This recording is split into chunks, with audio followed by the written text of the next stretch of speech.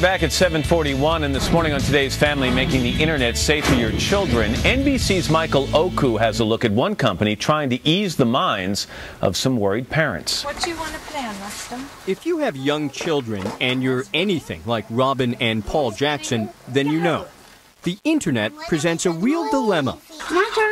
On the one hand, all those informative websites, but then you don't know what the kids are on and who they're contacting or what they're doing. So the Jacksons forbade their 3 kids from accessing anything online without them. Exhausting. Okay, where do you want to go? I want to go to Cartoon Network. So I have to type out Cartoon Network. They would go on. Okay, see you in a couple minutes. Okay. Mom, I don't want Cartoon Network anymore. Now I want Disney. Okay. Then they heard about KidZui.com, the web equivalent of catnip for kids. KidZui is for kids. KidZui is better than ice cream. Or so its creators would like you to think. Cliff Burrow is the chairman and CEO. You just go to KidZui.com and you download a small piece of software that will transform your household computer. For the free basic service, that software enables 3 to 12-year-olds to browse more than 600,000 so-called safe websites, videos, and photos, approved by a team of hundreds of parents and teachers. And when KidZui's on, the program can be configured to block access to non-approved content. But if a significant number of users demand appropriate material not on the sites, Zui editors will get it there. On KidZui, each child creates his or her own avatar, or Zui, a virtual character that can be customized with hair, clothing, or other features. This is mine. Hello. Kids use their Zui to navigate a colorful online universe and get points to upgrade that Zui for each new site they explore. Have you seen that before? Yeah. I feel like they have got a little safe haven to play. But as more safe browsers pop up, experts say parents need to stay cautious. The most important thing at the end of the day is there's no replacement for an involved parent. Zui or no Zui. For today, Michael Oku, NBC News, San Diego. Perry Aftab is an internet privacy and security lawyer, as well as the executive director of WiredSafety.org. And Tina Meyer's teenage daughter, Megan, tragically committed suicide after she was bullied online.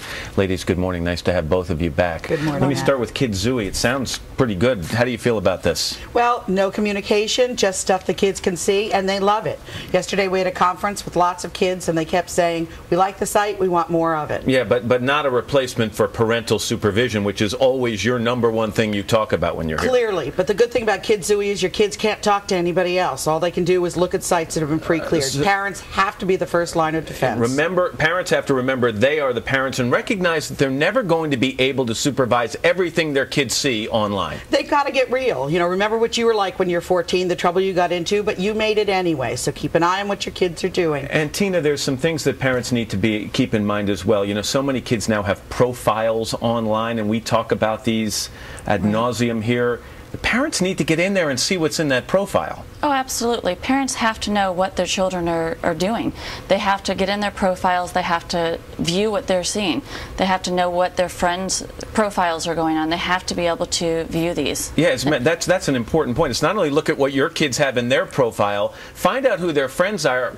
Log on to their profiles. They might have something posted about your child in there. Absolutely. You really have to beware of their friends online. The lesson you learned, Tina, was such a painful, horrible lesson. And I'm sure you've thought 1,000 times about if you could talk to one parent out there, what is the one thing you would say to that parent? You know, the biggest thing is open communication. Megan and I did have open communication. That is one thing. If I look back, there's probably not a different thing that I could do in her situation.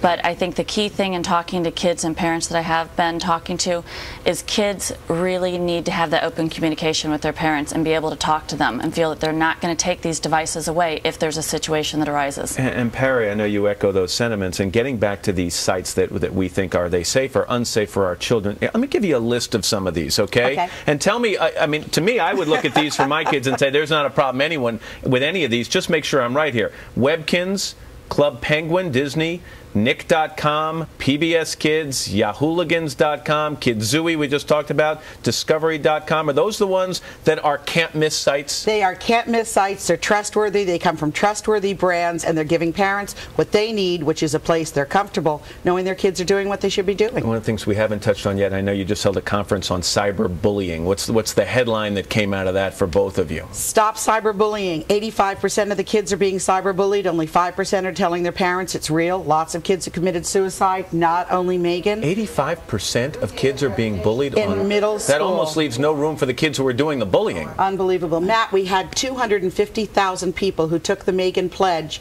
at myyearbook.com/Megan Pledge in 48 hours. Tina, how are we defining bullying? Because I'm sure that is a fairly large definition if there are that many children who are victimized by it.